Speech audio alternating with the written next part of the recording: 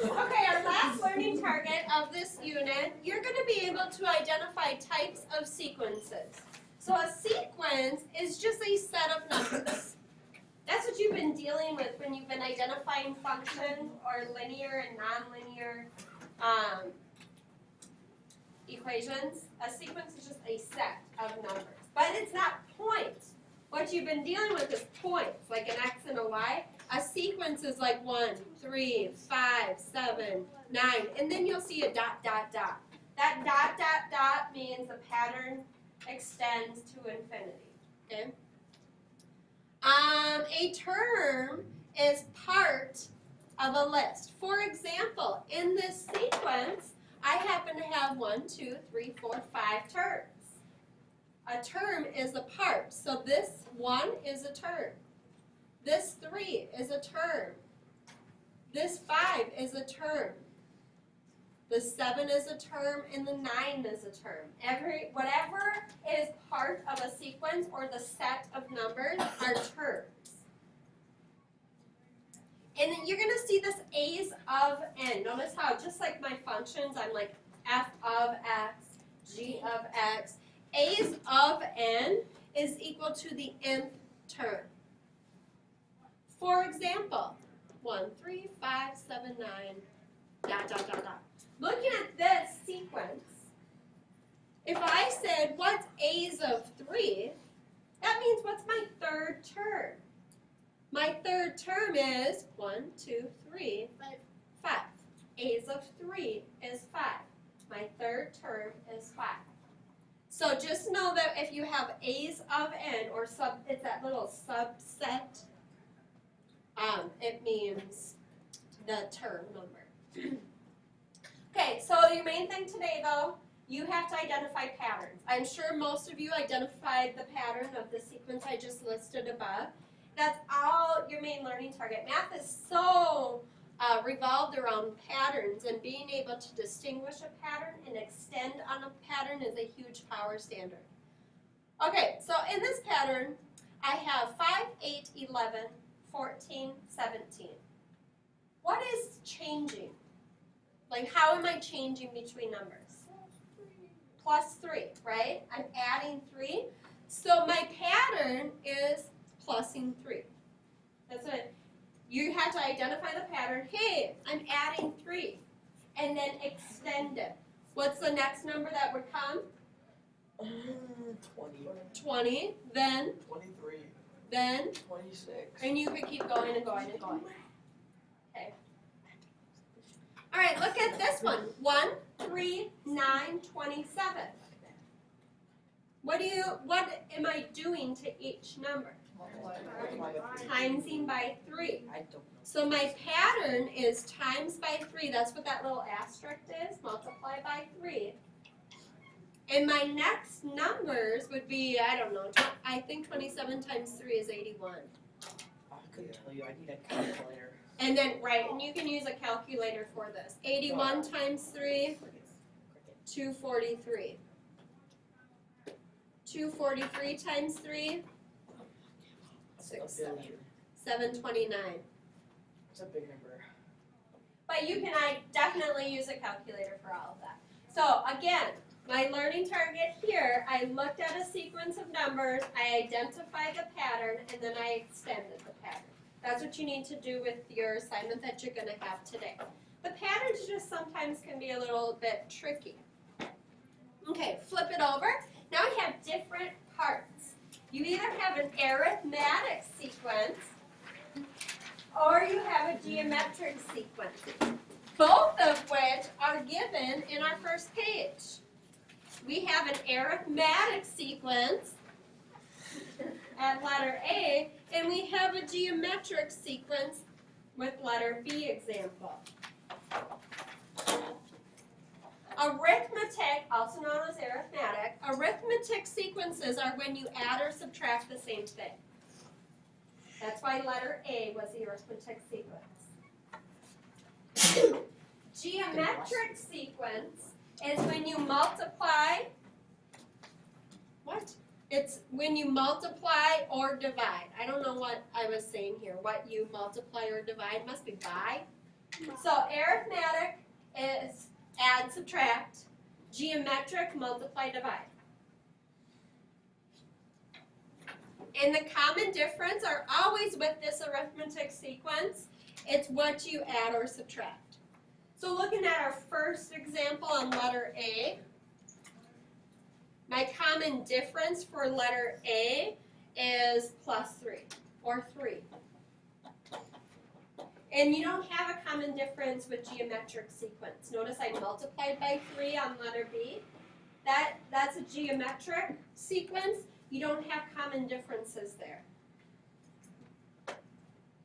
Okay, so now that you know arithmetic, sequence, and geometric, you need to tell me whether a sequence is arithmetic.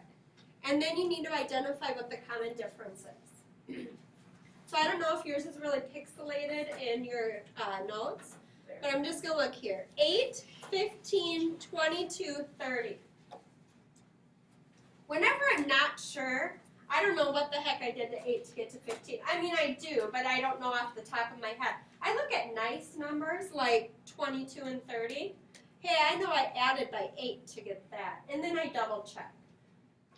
8 plus 8 is what? 16. Nope, this is not an arithmetic sequence. Do you see? Because I had to add, what did I add here? I added 5. What? 7. Just kidding, I added 7. Hey, you're a Don't math be teacher. mad at me. I You're added the 7 math teacher to here. get to that 15. So the name is 56. Okay, the next one. 7, 9, 11, 13. Plus 2. Plus 2, plus 2, plus 2, plus 2.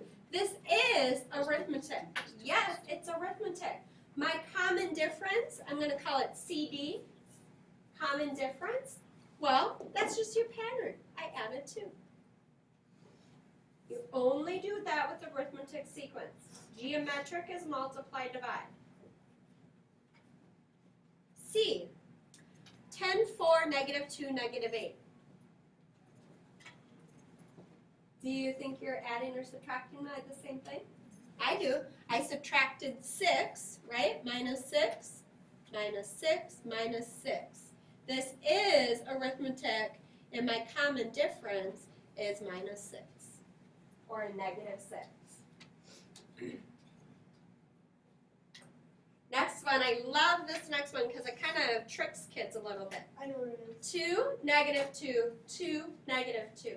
Am I adding or subtracting the same thing every time? No, I'm not. So that means I'm not arithmetic, but I am a pattern. This is actually geometric. I am a pattern. What's my pattern?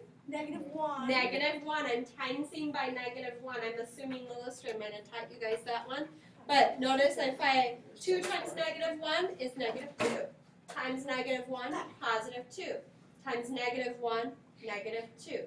This is geometric, so I don't write a common difference, but I do know a pattern, and the pattern is times by negative 1. Okay, so now we're just going to identify the common difference in each arithmetic sequence. Or / pattern in geometric, because I do see, whoopsie, that looks messy. I do see a geometric sequence down.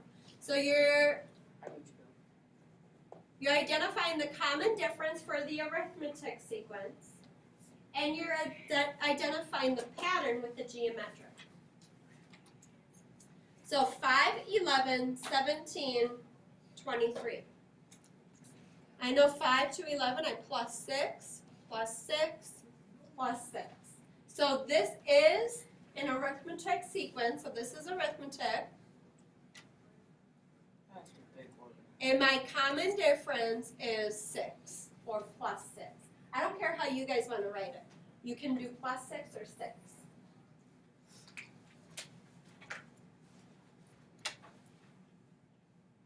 B, 400, 200, 150. This, yep, so we're dividing, right? We're dividing by 2. So this is a geometric In geometric, actually, I know I say multiply or divide, but I want you to understand that dividing is truly timesing by a fraction. So the pattern here, it'll help you to know this in your homework, is times by 1/2. A half is divided by 2. If you're dividing by 3, it's a third. If you're dividing by 4, it's 1/4. So just FYI. 2, -4, 8, -16. Well, I always check arithmetic first. That would be +6, and no way. It's definitely not +6. So now I check geometric. What did I do to 2 to get to -4? Times by -2. -4 times -2, 8. 8 times -2 is -16. So this is geometric. And your pattern is timesing by -2.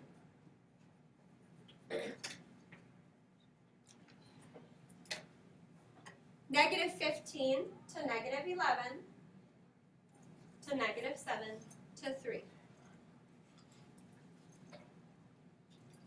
So I always check arithmetic first. I would have to add 4 to get to -11. -11 plus 4 is -7. -7 plus 4 is -3. So this is arithmetic. I'm already forgetting how to spell it. Arithmetic. And then your common difference is +4. If it would be arithmetic, why is there an E? I don't know. Let's be honest here. I don't know. I did not define the word. I just roll with what's given to me. 8, 15, 22, 30. Might as well just geometry. All right. So first thing I'm going to do is look at the easy one, +8. Hey, we did this one. Hey! Okay, this is +7. They are not the same thing. And I definitely can't multiply 8 by something to get to 15. So this is no, it's neither. I would just say neither, because it's still a sequence. A sequence is just a set of numbers. It's just not arithmetic or geometric. We're almost done. What? I feel like I did all these, didn't I? Yeah. You probably did. I think we did, yep. So we're good here. We're good on that page. Are we done now?